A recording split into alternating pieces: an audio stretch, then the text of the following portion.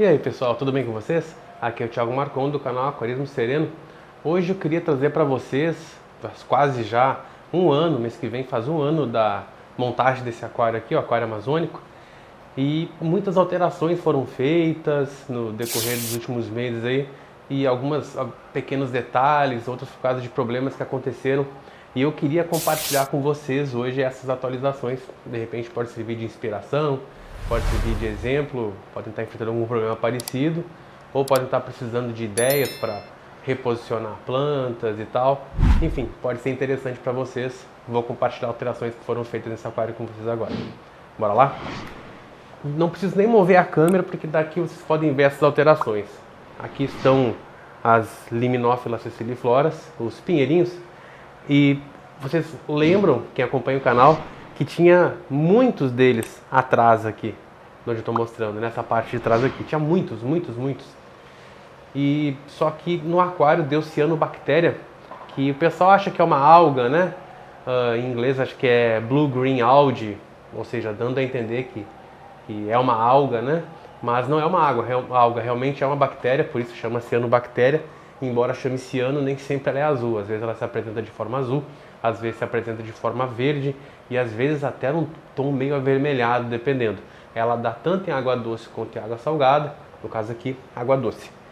E ela está aqui presente no aquário ainda.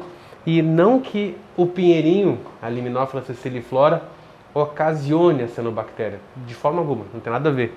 Mas pela forma das folhinhas dele e pelo metabolismo que, embora ele cresça rápido, mas localizado nas folhinhas, o metabolismo não é tão forte, a cianobactéria vence o pinheirinho na competição por nutrientes e acaba que ela toma o pinheirinho e ficam uns bolos de cianobactéria quando há presença da cianobactéria no aquário.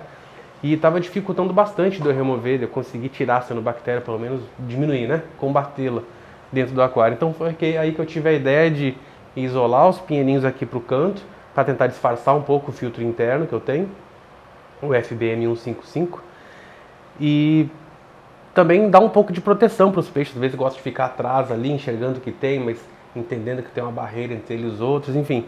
Achei legal aproveitar eles naquele cantinho ali. As amazonenses que estavam mais atrás, tomando toda a parte de trás, eu trouxe para cá uma, né? E trouxe aqui para o canto mais duas. Podem ver aqui. E as rotalas, que são essas aqui, ó, tem a rotala pink e a rotala ra. As rotalas, elas estavam mais no meio. Quem acompanha o canal deve lembrar. Eu coloquei elas bem para trás, deixando só uma frestinha atrás, para quê? Para que as coridoras pudessem se esconder atrás. Elas gostam de se esconder atrás, lá embaixo. E tem dois caminhozinhos nela aqui, são 3 toiceiras que eu peguei. Todas elas e dividi em 3 toiceiras, assim, amontoei mesmo pelas raízes e plantei dessa forma, tá surgindo 3 toiceiras. Permite que tenha 2 tuneizinhos entre elas, ficou bem legal, bem interessante. Foi a ideia que eu tive. Elas também acumulam cianobactéria, principalmente no topo, né? Vou fazer um outro vídeo sobre cianobactéria para vocês entenderem, mas cianobactéria é uma bactéria que é muito resistente, ela está só há 2,5 bilhões de anos com a gente na Terra. Então talvez ela tenha se adaptado um pouquinho a situações adversas, a pouca luz, muito nutriente, pouco nutriente. Enfim, é uma batalha que dificilmente a gente vai vencer rápido assim, né? É um organismo bastante adaptável. Então a ideia foi tentar atacar de diversas formas, tanto diminuindo os nutrientes dela. Acabei descobrindo que tinha muito nitrato na água que estava vindo do descanso. Vou fazer outro vídeo sobre isso também. Infelizmente era do musgo esfagno que eu deixava lá para ajudar a acidificar a água. Qualquer fonte de tanino vai acontecer a mesma coisa, vai aumentar o nitrato também. Descobri isso fazendo medições, né? E essa foi a ideia para tentar diminuir a quantidade de cianobactéria, tanto com as rotalas que estavam muito espalhadas pelo topo do aquário no meio, quanto com as Liminófilas siciliflora que estavam demais ali e o metabolismo delas é um pouco mais devagar nas folhinhas, perdendo para a cianobactéria. Para combater a cianobactéria também utilizei carbono líquido, aqui nessa pontinha, na frente aqui, podem ver que não tem praticamente nada mais de cianobactéria nessa parte do substrato. Ela surgia lá no substrato e ia emergindo. Tem pouquíssimos focos aqui. Vez ou outra eu ainda doso um carbono líquido ali, eu tiro ele com a seringa, né? E aplico com a seringa bem nos pontos, vagarosamente, para que realmente o carbono líquido haja, né? Queime a cianobactéria. Funciona. Funciona. Agride um pouco as plantas. Plantas tipo Sagitária subulata, Valisneria, Elódia, são plantas sensíveis ao carbono líquido, então tomem cuidado. E apliquem pelo menos de 2 em 2 dias, não todos os dias. Tem isso também. A dose, o fabricante indica, né? Fiz essa alteração. Outra alteração que foi feita aqui, peguei mangueirinha de silicone, fiz um círculo dela, prendi com uma ventosa aqui em cima, para facilitar alimentar os peixes. Né? Que aqui ele fica boiando, aí eu consigo alimentar os peixes. Se a ração cai, ela cai naquele local ali, mais ou menos. Ela se espalha um pouco, mas cai por ali. Não fica boiando pelo aquário e caindo por tudo, né? Estou fazendo isso mais com as rações granuladas para os acarás disco. Tentei fazer do outro lado para os outros também, o círculo não ficou bem feito, tem que refazer. Outra alteração legal que eu fiz foi no filtro interno. Como vocês lembram, tinha esponja lá, tinha zeolita e tinha JBL Sintomec, vidro sinterizado, né? Em forma de cerâmica, mas não era uma cerâmica, era do vidro sinterizado, é melhor que cerâmica. O que eu fiz ali? Eu tinha 2 camadas de esponja, eu deixei uma só. Depois eu deixei uma camada de vidro sinterizado, mas não da cerâmica Sintomec, e sim das bolinhas pequenininhas, bioesfera, se não me engano, acho que é assim que eles chamam. Mas não passa também de vidro sinterizado, é o mesmo material, só que no formato bolinha e sólida, sem buraco no meio. Isso faz com que os microporos do vidro sinterizado, nas primeiras camadas dele, as bactérias do ciclo de nitrogênio que consomem amônia e nitrito sejam colonizadas ali, e mais para o meio que não vai ter oxigênio, as bactérias desnitrificantes que transformam o nitrato em nitrogênio, né? E que vai ser expelido na atmosfera pela circulação da superfície da água do aquário.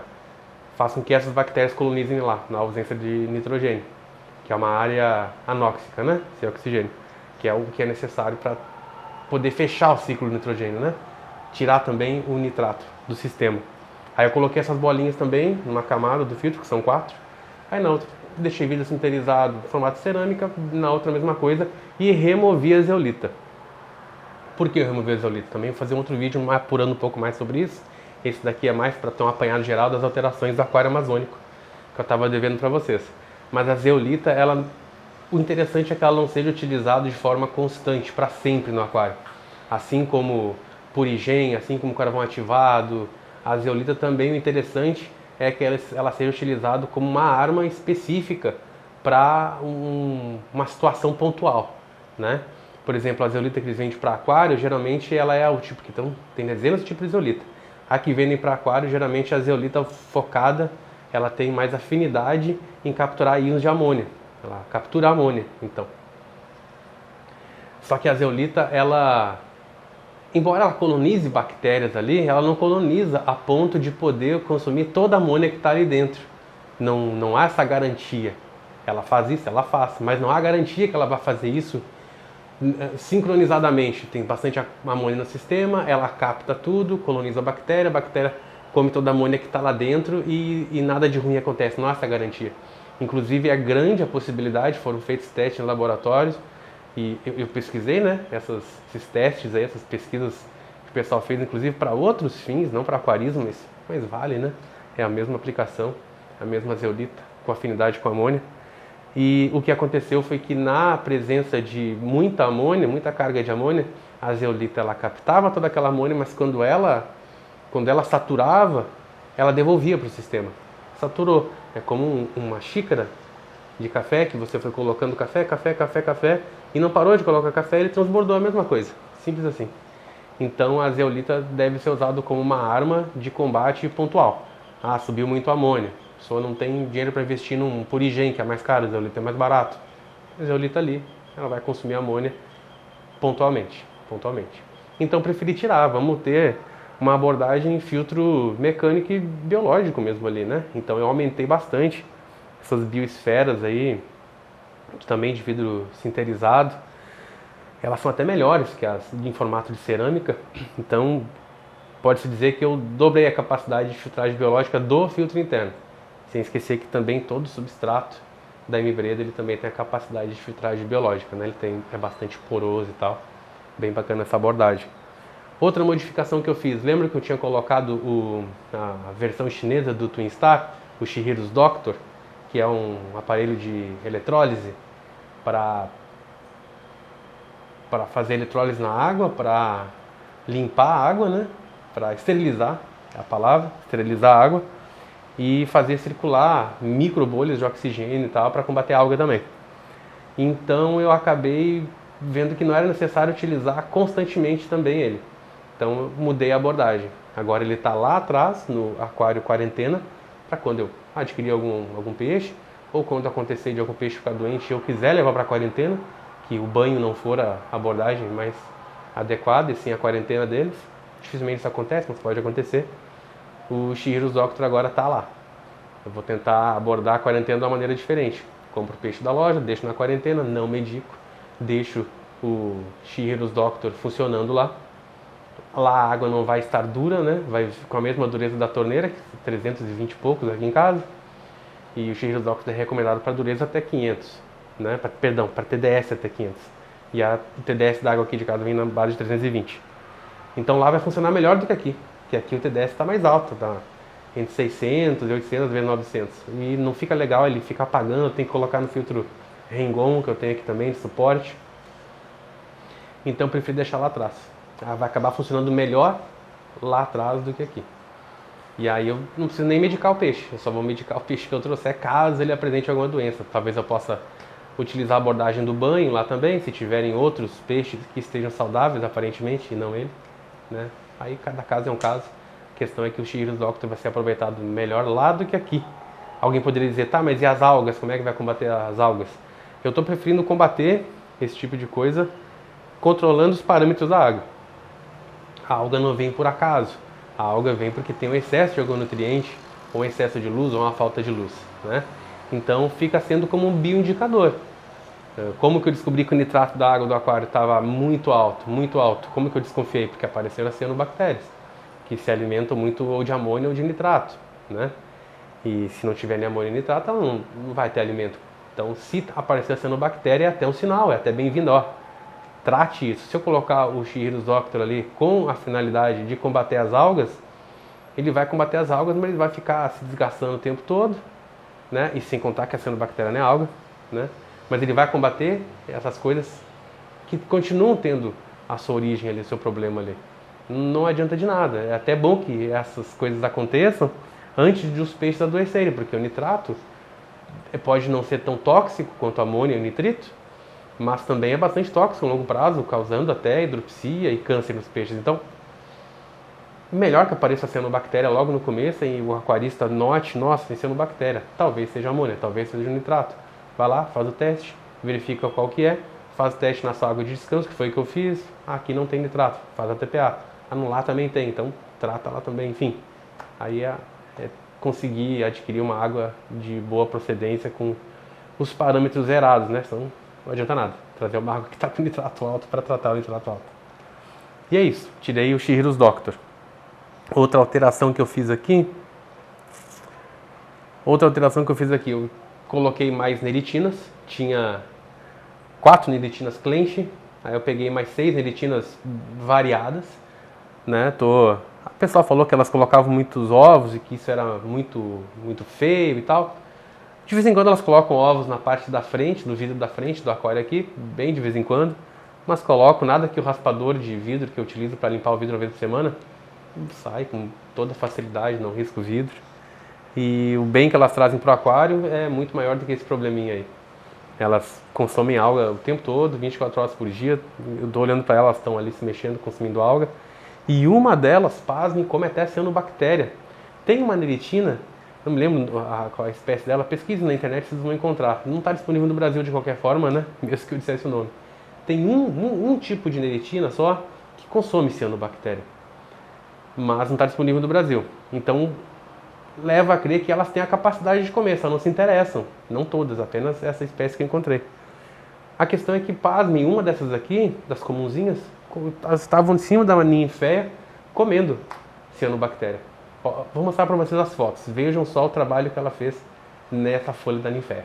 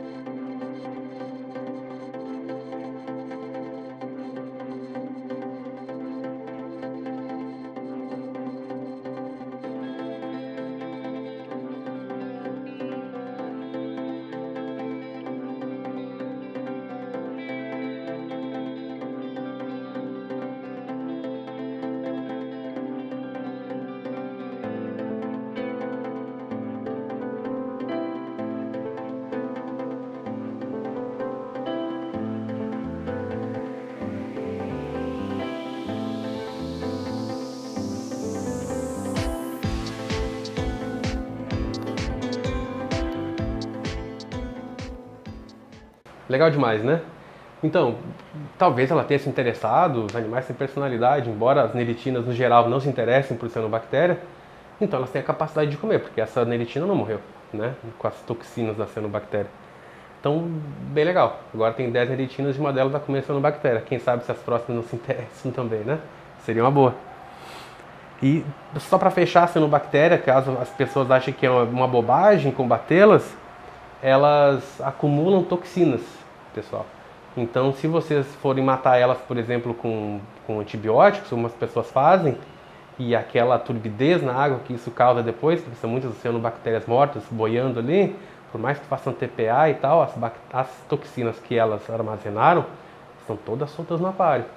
Então não se assustem, se vocês combaterem cianobactéria, os peixes de vocês começarem a adoecer. Resultado das toxinas que foram liberadas. Então, vou fazer um vídeo mais completo sobre isso em breve para vocês, então fiquem ligados. Outra alteração que eu fiz também, aí foi no cilindro de CO2, vou ter que levar a câmera lá para mostrar para vocês. Bora lá. Aqui, ó, pessoal, esse é o cilindro de CO2. Como vocês podem ver, o cilindro está ligado direto já no conta-bolhas, contador de bolhas. E daqui já está indo para o sistema. Cadê a válvula solenoide daqui? Eu resolvi retirar a válvula solenoide daqui. Ela estava sendo mais inútil, atrapalhando mais do que ajudando, sinceramente. Essas válvulas solenoides compradas na China, ela não é nem da marca ZRDR, que é uma excelente marca, né? Por exemplo, a marca da válvula aqui, né? E nem da marca desse cilindro aqui. Ela, pelo jeito, é um aparelho comprado de terceiros, por eles próprios, né? E não é de boa qualidade. Mesmo a última que eu peguei, que parecia ser de boa qualidade, não é de boa qualidade. Não recomendo para vocês, porque ela começa a falhar, a travar, ou ela libera o tempo todo, ou ela trava o tempo todo, as bolhas. Acaba que incomoda mais do que ajuda. Então eu preferi dosar as bolhas, né? Controlando o pH, verificando o peeling e tal, conseguir ajustar as bolhas de modo que constantemente as bolhas saem, sempre saindo as bolhas, mesmo no período que em teoria não tem fotossíntese, o que é um erro, porque continua tendo, né? As plantas não param de fazer fotossíntese, mesmo na ausência de luz, por incrível que pareça, elas diminuem, mas elas continuam. E nesse período consome menos CO2, o CO2 fica construindo dentro do sistema, dentro do aquário, para que no decorrer do dia, durante a fotossíntese, aí ele seja utilizado. Mais ou menos como ocorre na natureza. Então eu preferi ter essa abordagem, que me deu um pouco de trabalho para regular no começo, mas agora eu mais ou menos sei. Para esse sistema aqui, para esse volume d'água, essa quantidade de plantas e tipo de plantas, está sendo mais ou menos aí, ó, umas 2 bolhas por segundo. Quase isso. Beleza? Só para mostrar essa atualização aí que estamos trabalhando sem a válvula solenoide, está dando muito certo. Outra pequena alteraçãozinha, puxei o CO2, o difusor de CO2 um pouco mais para cá. Agora ele está ali atrás, ó. E para que as bolhas elas subam, as microbolhas, e vão parar exatamente na direção da saída da bomba, né? Que a bomba é ligada no filtro UV, o cano, acaba diminuindo a vazão, coisa que eu queria, acaba diminuindo a correnteza, sabe? Os discos gostam de uma água um pouco mais calma. A água sai aqui tem a pressão da água, e as bolhas estão subindo daqui. Então espalha melhor pelo aquário. E esse tipo de abordagem faz com que utilize até menos CO2. Espalha com mais qualidade, ele não sai direto para a superfície e para a atmosfera, né, para o ar, e é desperdiçado. Isso é legal também. Seria legal se tivesse de repente um canister para colocar, não um difusor em linha de CO2, mas sim um difusor próprio de CO2 que faça difusão na água ali mesmo, já joga logo na saída do canister. É um pouco mais caro esse produto, mas é legal. Acaba que não tem, porque o de linha, o difusor de CO2 de linha que sai do canister, deixa muita bolinha dentro da água, fica ruim até dos peixes expirarem e tal. Eu não acho legal, fica feio. E seria legal ter esse produto aí para fazer a difusão sem ter essas microbolhas e também sem estar aqui dentro do aquário, sem desperdiçar nada. Provavelmente eu usaria o que? Meia bolha por segundo. Mas não é o caso ainda, né? Talvez no futuro a gente tenha essa abordagem aqui por enquanto vai ser esse filtro interno, por causa que eu já expliquei pra vocês antes, né? A gente mora em apartamento e tal. Não vale a pena o risco de encher a sala d'água aqui, talvez vazar, o mesmo nível do elevador, enfim. Quem mora em apartamento já tem uma visão de como é que funcionam as coisas. E eu acho que é isso, pessoal. Das alterações foram feitas, por enquanto é isso. Nitrato controlado, como eu falei para vocês, estava vindo da água de descanso, agora está controladíssimo. Eu achei que o sistema de filtragem estava insuficiente, fiquei até feliz, porque se o nitrato estava vindo 50 ppm lá da água de descanso, e no aquário estava mostrando entre 40 e 50 ppm, então estava tendo uma filtragem, porque os peixes, o próprio detrito dos peixes vai criar amônia, né, e das plantas e tudo mais, e ração que sobra vai criar amônia, que vira nitrito, que vira nitrato, e esse nitrato então não aumentava por quê? E até baixava um pouquinho do que estava vindo, porque ele já estava vindo 50. Como é que ele não estava aumentando para 100, cento e tantos, né? Eu acredito que a resposta é porque o aquário está sendo bem sucedido em filtrar, inclusive, para filtrar inclusive o nitrato para o nitrogênio, coisa que eu achei que não estava acontecendo. Então, com esse teste aí, parece que é o que está acontecendo. E era o objetivo. Vocês lembram lá no primeiro e segundo vídeo que eu falei desse substrato, que ia ajudar muito nisso, do sistema de filtragem também, interno ali e tal, e das bactérias que eu botei aqui embaixo, do sistema ADA, e também os bioesponjas, enfim, eu dei toda uma explicação no primeiro e segundo vídeo do canal, e parece que está funcionando. Parece que está funcionando. Inclusive no aquarinho dos guppies aconteceu uma coisa mais legal ainda com o sistema do Dr. Kevin Novak, sobre o estudo dele sobre o pleno, né? Para fechar também o ciclo do nitrogênio. Mas a princípio é isso então, pessoal. Resolvido esse probleminha e mostrado para vocês todas as alterações e atualizações do aquário amazônico. Em breve vai fechar um ano de montagem e a gente vai fazer um especial aí mostrando a evolução do aquário para ver o que vocês acharam e se ficou legal o projeto até então. Beleza, pessoal? Espero que tenham gostado do vídeo e vejo vocês no próximo. Grande abraço. Até mais.